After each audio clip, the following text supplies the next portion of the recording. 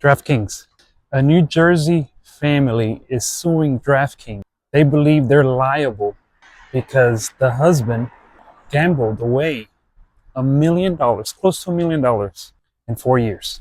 The wife of the husband says DraftKings knew the husband had a gambling addiction, that they provide incentives and bonuses for him to keep spending and keep bidding money. They are suing DraftKings for fraud and believe that they're liable for the husband's wrong betting.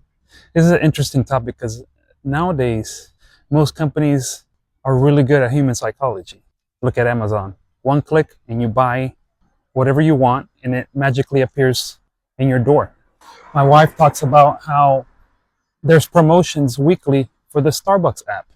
Last week it was if she bought 3 lattes in a week, she'll get 200 points additional to spend. I have a United Quest card with Chase. They're offering a promotion that if you spend $7,800 for the month of November, December, in January, they'll give you 28,000 miles as a bonus on top of your already earned miles. Does that mean Starbucks and Chase are evil because they're giving me bonuses to spend? What about Amazon? They're masters of the human psychology. Does that mean that they're evil and they're liable? If I have a shopping addiction, can I sue Amazon? Can my wife sue Amazon? Can anybody sue Amazon? Now, granted, when it comes to shopping in Amazon, I get something in return. I understand that gambling, there's nothing in return, right? There's no package that you're going to receive from DraftKings whenever your successful pickings wins. But these apps are masters at human psychology, and they know about bonuses, and they know how to feel and how to get you to spend money, because companies don't get any money unless you spend it with them. Hence why they hire all these psychologists to see how we can get more people spending more money. Now, I never lost close to $1 million on anything, but I remember when I was 18, I got into option trading. I went to this seminar about options. They're called Better Trades, but they went obviously belly up. I remember losing $3,000 at 18 years old. That was pretty kick in my stomach, right? I quickly learned that day traders, there come a few in between that are very successful at it. But the sight of me losing $3,000, that was a terrible feeling. And I still, to this day, I'm very, very allergic and very scared about day trading. So I don't do it. Now imagine the $1 million loss from the husband's perspective. I get why the wife is pissed, but to make it worse, not only did the husband lose the money, his own money, his family money, he actually stole money from his kids' savings to fuel his addiction. Pretty sure in the back of his mind, I'm like, hey, I'll get this X amount of money from my kids. No harm or foul because I know what I'm doing and I'll win it back and I can pay him back and some. Everybody wins, which I have a daughter now and I can't imagine stealing her money or using any of her money to fuel any of the addiction or anything that I need, including food or anything. I'm paying for all her food and I'm paying for there's nothing that she's going to have to pay. But really, who's liable here? Is the wife correct in suing DraftKings? Because supposedly this guy was spending so much money that he got added to the VIP group, which whatever that means. I'm guessing that whenever you spend X amount of money with DraftKings or you bet X amount of money with DraftKings, doesn't matter if that you win, that you'll be added to the VIP, which I think if you were added to the VIP, I think you would have to be the one that's winning the most, but not necessarily the one who's betting the most. And then that fuel his addiction, right? It's like if in your social media, you post a picture, you get a bunch of likes, you get a drop of dopamine quick, right?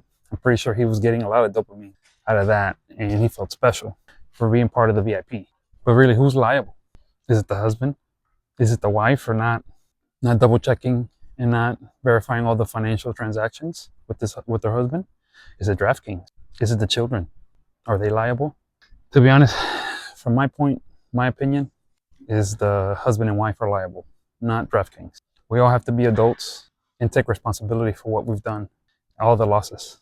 I didn't blame anybody. I didn't blame Apple or Google whenever I lost the 3K back when I was 18, because that's the stock options I was trading. I wanted a quick buck, lost it. There's no one I can sue to get that. And it's quite frankly, it was gambling what I was doing. I wasn't investing. And I believed that I could do it, but I quickly learned money is quickly lost, and luckily I stopped doing that. But I also see close to $1 million, $940,000 he lost over a span of 4 years.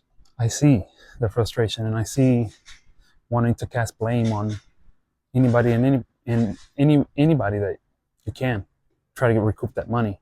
But quite frankly, it's gone, and they can't do anything about it. Not only that, the husband should feel terrible and should seek help to see how can repair what he has lost. Again, nowadays with these applications, the companies that want your money they know how to get us to spend more money or bet. And that's why I don't necessarily dip my toe on there on any betting site at all.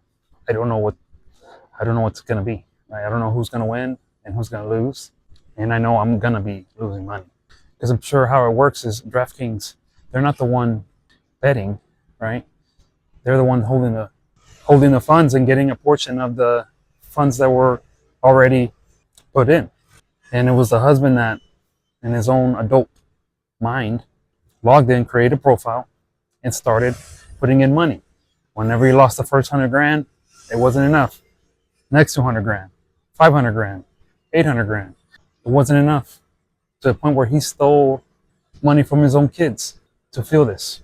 Well, that's my opinion. I think it's their fault. It's the wife's fault and the husband's fault for doing this. The wife should have checked the transactions, should have verified everything.